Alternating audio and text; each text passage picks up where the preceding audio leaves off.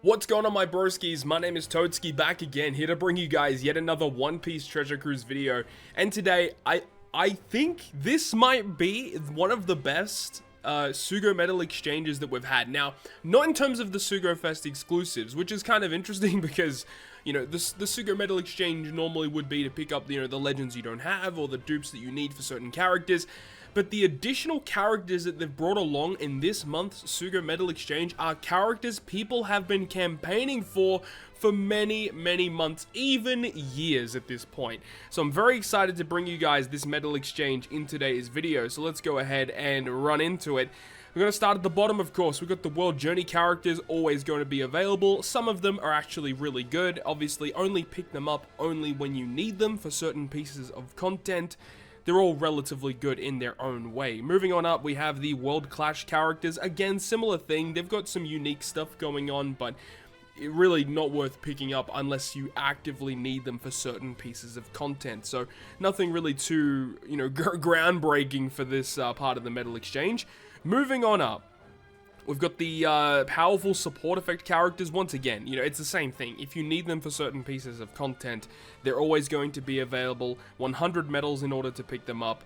Some of these very good that see lots and lots of play. So pretty good supports overall. Moving on up, we are going to have the limited rare recruit, or the special characters. What are they called? Past class pickup Sugo-Fest only characters. So this is where they introduce some new characters. So these characters have been appearing every month since their introduction to the game, so that's awesome. You've got some really good ones in here as well, but let's talk about the new ones. The first one here is going to be Caesar. This guy removes all poison on your crew. He reduces bind, chain lock, and yeah, just bind and chain lock by 7 turns, which is actually pretty unique.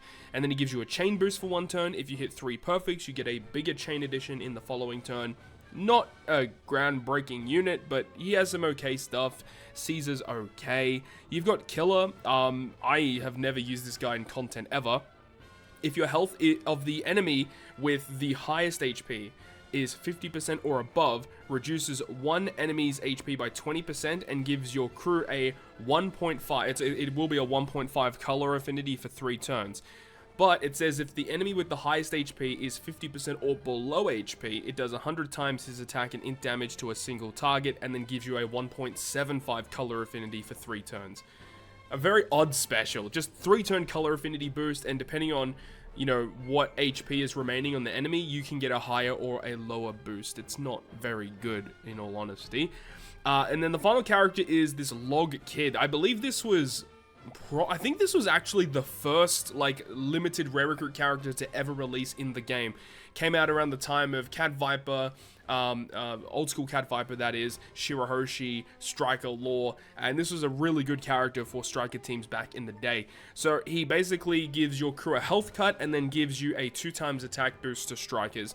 With the introduction of more and more stun debuffs into the game, I could see this seeing some niche usages, but to be honest, it's not the greatest kit ever. And the thing about Kid as well is Kid doesn't get access to a lot of great supports. There is going to be one we're going to be talking about in just a moment, but still, Log Kid, if you need him, he's there. He's not going to be disappearing anytime soon, but the class pickup units are not really the best. Last month's one with the introduction of Lucy was fantastic, though. Let's move on.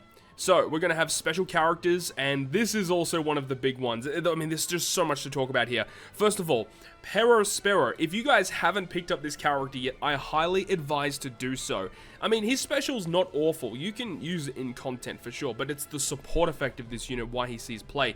Attaching to Big Mom or Katakuri, anytime the enemy inflicts blue shield or threshold, remove it by 2 turns. Like, that is so good. You don't even have to launch the special of the character you're attaching to, which can be a good or a bad thing. Sometimes you want to use it when you use a special, sometimes activating it when it's procced on the enemy side of the field is also good. So this is very, very much worthwhile to pick up. Even picking up 2 of them, because you can see that, you know, you've got one at level 3 and one at level 2. Maybe you only want to activate it when you remove defense up. Sometimes you want to remove defense or threshold. So it's there. It attaches to Katakuri and Big Mom, which is nice for those 2 units. Perospero is definitely worth picking up, so that's definitely worthwhile. Then we move on to the Admirals. These Admirals are ones that people have been campaigning for years on end. they came out like 1 or 2 times, you know, and they never released again. So finally, these admirals are returning, and they're very, very good units. The Aokiji is pretty good, but the Akainu is the one that most people wanted. So this guy here, he heals 30 times his recovery to your crew, removes Threshold, Rainbow Shield, Blue Shield, all by 5 turns. Phenomenal special. And then if you've got 4 or more Strength or Int characters on the crew, you get a 1.75 color affinity to Strength and Int for 2 turns. So removing those 3 defensive effects by 5 turns, not many characters in the game can actively do that. You've got like Usohachi, you've got Bobbin, you've got Praline, there's a couple of them that can do it, and this is another one of these units you can add to your collection for different classes, different colors that can apply that effect. So that alone is the main drawing point to this character. Also, being Shooter Free Spirit, good class and type combination. This guy's very, very good. But now we move on to Sakazuki. This is the one that many people have been wanting for so long. So Sakazuki, Fighter Free Spirit. Interesting to see a Sakazuki with those class combinations. But his special sets enemies' defense to 0 for 2 turns, then reduces paralysis and attack down by 5 turns. And then if you've got 4 or more quick or psi characters on the crew, you get a 1.75 defense down conditional boost for 2 turns. So a self-proccing defense down conditional boost, as well as removing 5 turns of paralysis and attack down. Amazing special. And, you know, as we said, it's an Akainu with a very unique class combination for this character. So a lot of things to like here with Sakazuki. He's a pretty cool character. Definitely worth picking up also. If we're talking about characters you should be picking up, those 3 characters definitely should be getting. That's already 300 medals spent.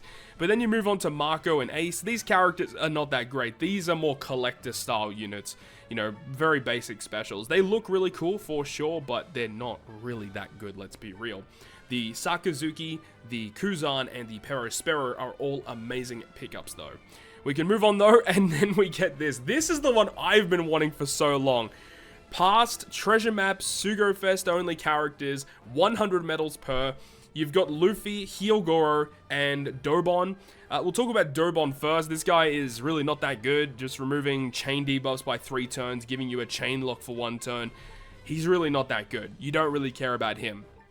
Now, the character that I've been wanting for so long, because I've never had him and I've been wanting him for so long, Hyogoro is finally here, and this unit is so good. Mainly because of the support effect, only attaching to Luffy. When you use the character special, remove 2 turns of attack down and 2 turns of damage threshold. Luffy does not have many threshold or attack down supports, so you're adding this is so good. And the fact that there's so many good Luffys in the game, getting access to a support that can do this is so valuable.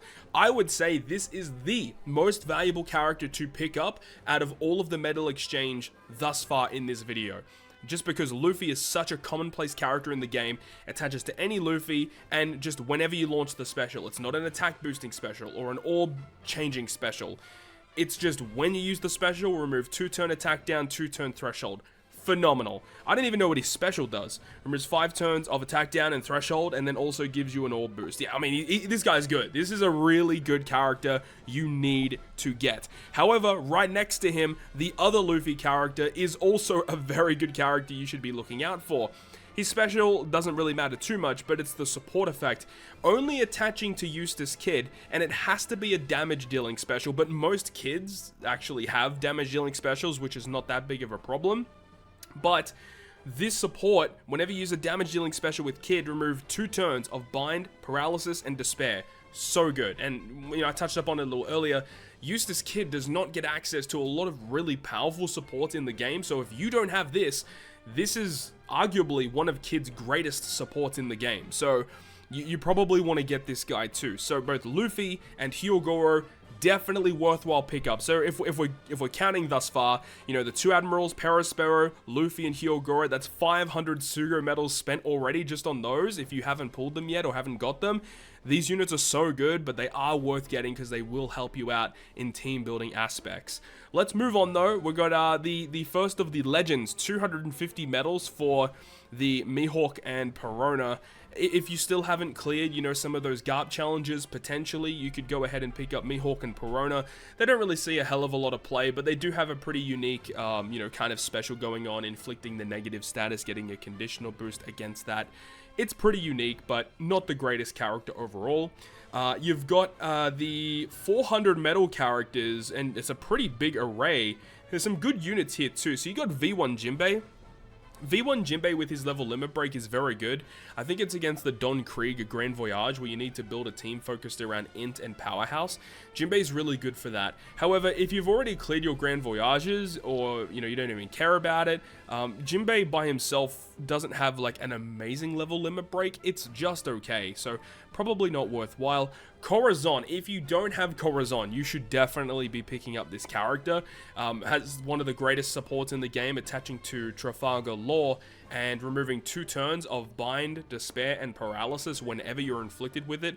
It's essentially Rayleigh support, but for Law, right? It's incredibly good. The unit itself, the unit special, is still very good too. With level limit break 5, it's a phenomenal special that gives you great orb change, good utility removal. He's just amazing. Garp is pretty good too when you get his level limit break, getting a chain boundary instead of a chain lock, more special bind removal, the tap timing chain increase. He's really good. I think Garp is also a worthwhile pickup if you don't have him. The thing is though, is that Garp tends to be featured on a lot of banners. Like, he's pretty easily accessible. Remember, all of these legends are pullable in normal red tickets as well, so you got to keep that in mind. You've got Capone. He's not the greatest, honestly, if you are building like shooter driven ish teams with his 6+ level limit break. Yeah, he's alright, but he's a little outdated in my opinion. A little outdated. Gecko Moria, I still think this guy's a pretty solid unit. Like, that special, full board of slots, driven powerhouse orb boost, you get a damage threshold on your team, negates all damage that exceeds 2,000 for 1 turn. That's amazing. And then also, after 1 turn has passed, you get a 2.25 driven powerhouse color affinity. That's really good. He's got a really good special. His support effect is nice too, attaching to any int driven unit, I believe, and gives you a 1.5 affinity for driven when you reach the final stage. So that's also really, really cool. So Moria is not bad. And remember, Moria is phenomenal in Pirate Rumble. You know, really, really good Pirate Rumble character. Marco, good utility special, removing special bind and paralysis. He gives good healing, color affinity. If you have color affinity, you get a chain boost instead. He removes slot change impossible, which is a kind of a weird thing too. He's okay. He's not the greatest in my opinion. You got Katakuri, one of the weaker superclass legends that have released. He's got an okay special, but his special is basically just focused on doing damage. It doesn't really have utility. Even in his captain, it has a healing component, but that's about it. He does have the super class special, which allows him to give you a full board of slots, so this unit can generate a lot of power, but he just doesn't have a lot of, you know, gimmick utility removal. That's the big issue with this character, unfortunately. And then V2 Odin, if you don't have him for Pirate Rumble, you should definitely pick him up. One of the best Pirate Rumble characters in the game. Great Rumble ability, great special, synergizes amazingly with the other free spirit focused characters that are in Rumble right now. If you don't have him, he's probably worth getting. But then again, as we said, all these characters are available in generic tickets, so you got to keep that in mind as well. And then finally, 600 medals, the last character of the exchangeable characters here. Tandem Big Mom. So this is not the trash Big Mom that is int driven powerhouse. No, this is the super tandem one. This character is not awful. This character's okay, but for 600 medals, definitely not worth it. No way in hell. But, you know, obviously if you're building the int driven beast pirates focused team, this unit can kind of slot in that team relatively well. And this character is a little bit more accessible. Has been out for quite a long time in comparison to versus Kaido, King, or Alba, you know, the Int Legend Jack and Int Legend Queen. Like, this character runs pretty well with those, and if you get this character's tandem maxed out, you can use that alongside those characters. But for 600 medals, it's just not worth it. It's not worth it in my opinion. So overall, the Sugo-Fest exclusives aren't really the highlight here. As much as, like, you know, I think Corazon is worthwhile getting, Garp is nice to have, Moria good for Rumble, Odin good for Rumble, but it's the other special characters here, like Luffy, Hyogoro, the Admirals, and then Perospero, just so good. So if you haven't picked up these characters, I would advise to get these ones. But that is going to wrap it up from me. Thank you so much for watching the video. If you guys enjoyed the video today, make sure to go ahead and leave a like. And if you want to stay up to date with all the content I post, including more One Piece Treasure Cruise content, make sure to hit the subscribe button down below. Other than that, guys, I'll see you guys within the next video.